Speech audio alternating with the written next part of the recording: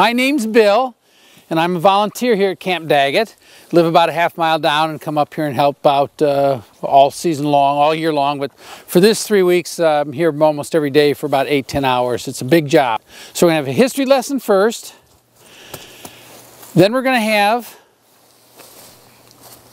a chemistry lesson. And interspersed in there, we're going to have a forestry lesson. So we'll have 3 lessons today. So let's start out with our history. Who invented maple syrup? Anybody have any idea who invented maple syrup? Historians think that the way Native Americans discovered maple syrup was either shooting an arrow into a tree, or we like to embellish that a little bit, since they didn't have video games, the young warriors were standing around the fire throwing hatchets at trees, trying to be the best hatchet tosser.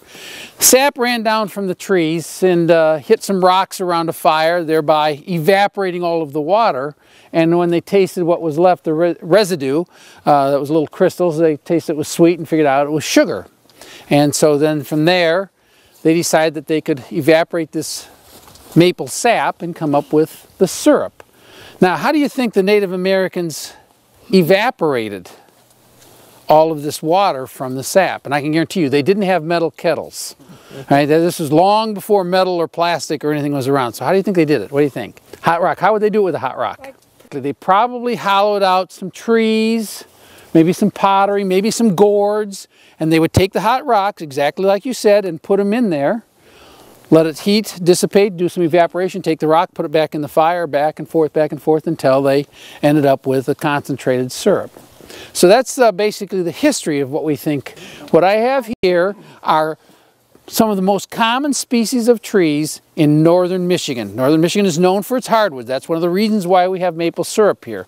You don't find maple syrup in Wisconsin. They don't have a good maple tree or hardwoods. It's mostly pines over there. So, who can help me out? What species? Anybody know? Ash. Ash. What do we know about ash right now? It burns really good. Yeah, it burns really good, and they're all dying. In fact, if you look over there, you'll see an ash tree with all the bark coming off it. See, it's kind of brown going way up there, a big tree going up. That tree's dead. That'll be coming down this spring yet. And all the ash tree will be dying here in northern Michigan. How about this species? Beech. Very good. Who said beech? Excellent. This is a beech, American beech. You can tell it because it's a very smooth bark and very gray. And here? Red pine. Red pine. Are you a forester? No. A red pine. This is a red pine.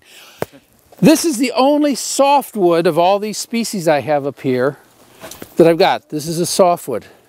Who can tell me, this is a trick question, who can tell me the difference between a softwood and a hardwood that's the most simple way to tell them apart? And I'll give you a clue. It's not whether it's soft or whether it's hard. No, it's not a bad choice. You can do it from bark, but it's an even easier way to keep them separated. What you think? The wood bends better? Wood bends better a little bit. That could be possible, but it's even easier. Color? The leaves. There we go. Somebody had leaves. Yeah, it's the color, the green leaves. Hardwoods, by definition, are your deciduous trees. They lose their leaves. So you can have very soft hardwoods, like poplar. Very common up here. That's a hardwood, even though it's extremely soft. And you can have very hard softwoods. Some of your pines, like a hemlock, that's pretty soft, but some of the pines are going to be much more dense. So, red pine. Who knows what this is? Birch. Birch. Yellow birch. Excellent. And here? Oak. Bass. Basswood. This is basswood. Basswood. And here? Maple. Maple. Yeah, we're at the last tree. We haven't had maple yet. I'm trying to teach you how to find a maple tree. Yeah, right there. Remember? Here's the hole. Right? There's the hole. So we're going to go out. The maple tree. It's kind of a rough bark, very gray. We're going to tap trees. Yay. Modern convenience. Idiot-proof for the proper depth. You only need to go in about an inch and a half because all of the sap flows right here in the cadmium layer of the tree, right here. This is actually what's referred to as the living layer. If you girdle a tree, cut through all of this right here, just in that deep, the whole way around, it'll kill the tree. So all we're going to do with the drill, just go in until you hit the plastic pipe. It'll stop it for you. You're then going to take a spile with a hook pointing out.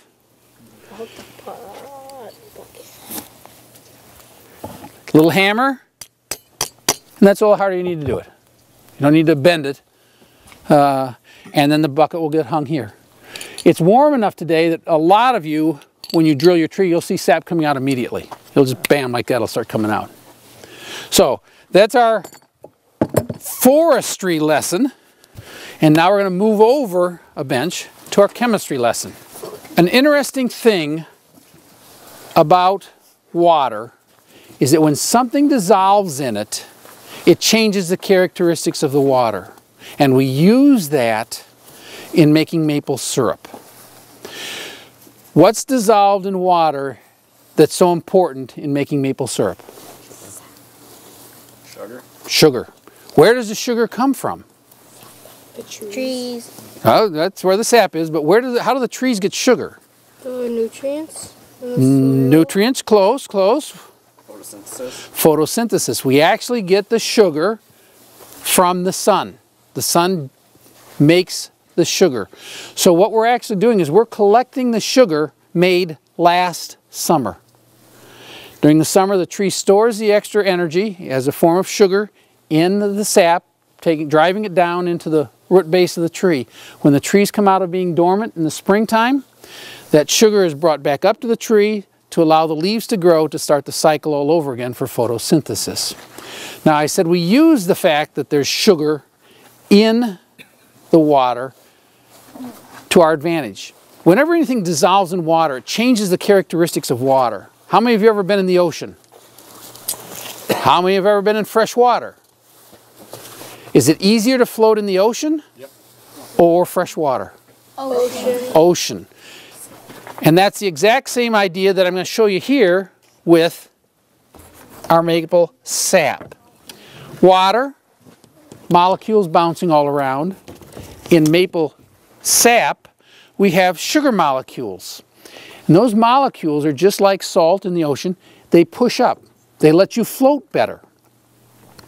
And the reason we can use that is we know what kind of sugar content is in the maple sap. Now if you guys step back just a little bit so I can get close here.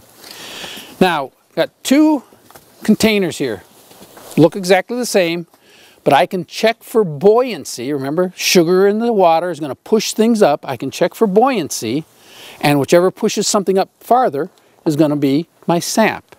We use a special instrument. This is called a hydrometer. It's a meter for measuring water. Hydrometer, hydrometer. It has a very specific weight on it, and we can test this and see how well this floats. You should be able to determine which one's water and which one is sap. I need you to be my scientist. Would you take off your gloves? Okay, you hold this right up here at the top, right up here at the top, way up here where my fingers are, and let it down real slowly in there.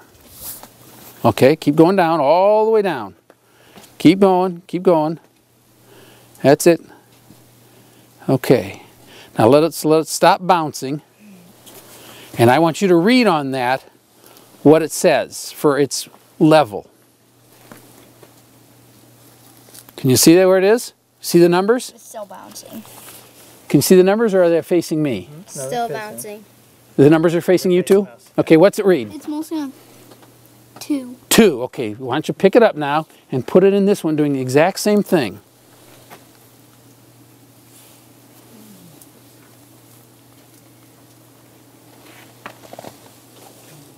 Whoa.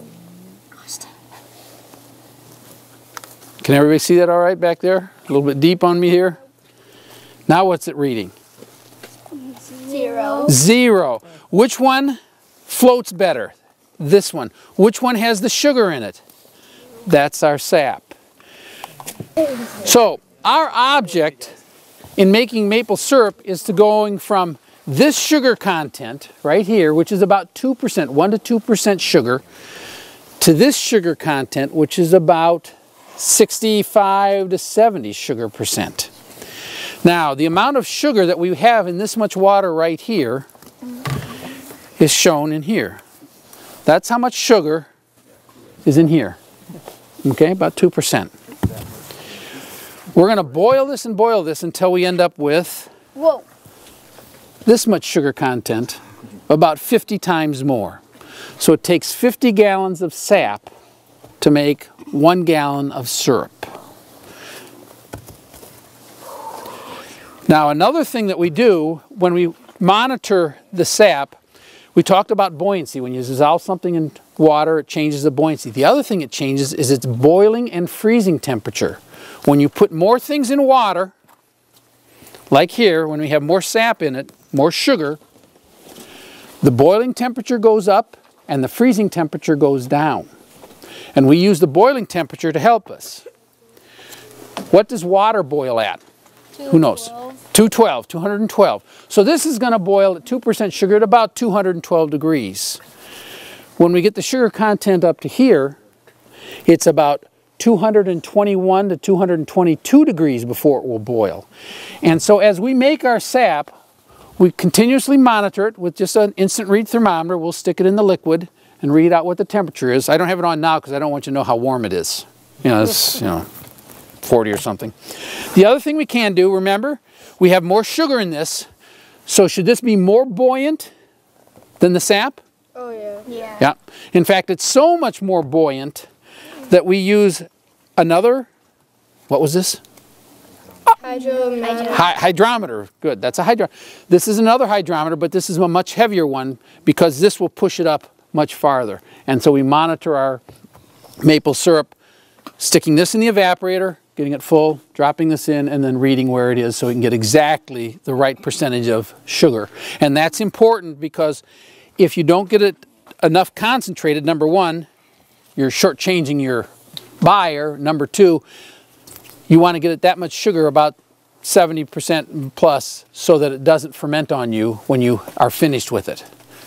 So that much sugar, this much sugar really will inhibit all kinds of growth.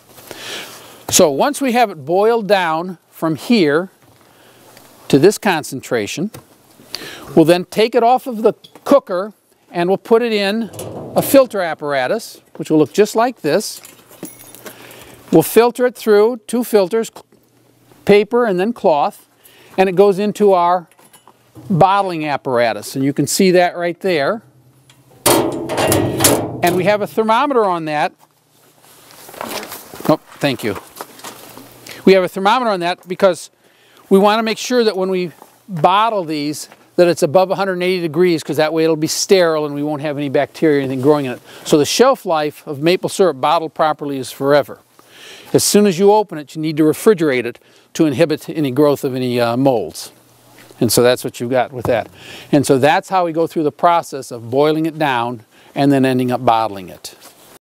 You can see here, right here's a big tank. This is how we go about collecting it. We'll drive that through the woods with a tractor and then take the pails and pour it in there. And then from there, we'll take a hose and run it into our evaporator. So this is how we go about collecting it. We've got about 500 pails out. This is a preheating tank here. 2 warming trays, and then we have fires under these 2 trays here. This is a boiling tray, and then this is our finishing tray here. And it'll take us, we'll usually boil maybe 1,000 gallons when we get ready. We've got our tanks, we can hold about 800 gallons. So once we start boiling, we can boil all of that down around 800 to 1,000 gallons in the course of 24 hours continuously. So we start it. The process that we use here is called batch production. So in other words, we keep boiling and boiling and boiling until it's all finished, and then we take the batch off as one full swoop. The weakness of that is that your maple syrup, if you saw what I served you, is very dark and much more body. It's a lot more flavor. You say, oh yeah, this is really maple syrup here. And that's because once we start cooking, the syrup will be in here for 24 hours cooking, and it keeps getting darker and darker. That's the carbon molecules. Some of them are carbonizing and giving it that dark color. Your higher quality, whether you like it or not, it's a different issue, but the higher quality maple syrup is made in a process called continuous production, and your finishing pan like this has a bunch of troughs in it going back and forth. They're continuous, back and forth, back and forth. And if you remember, I talked about buoyancy. Maple syrup, as it gets more and more concentrated sugar, it becomes heavier and heavier. Therefore, it can push things up better.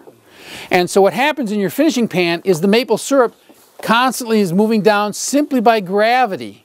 And so at the far end, you'll open up a little spigot right here and just have it dripping out, maybe a drip a second or so, and that'll be completely finished. And that'll only take maybe 4 to 8 hours. So it's only boiling for a much shorter period of time. Therefore, it'll be much lighter, won't be as heavy, and it'll be, in quotes, a finer maple syrup for the connoisseurs. For me, I want about a half gallon on my pancakes, and it just flavors what it's all about. So I like the batch mode. So this is how we go about cooking it. We use wood fires. As you can see here, we got plenty of wood. Particularly now we got lots of ash, which is a sad situation. But that's how we go. We never have to cut down any trees. We just use all the trees that fall down or are dying that have to come down because we have a camp here.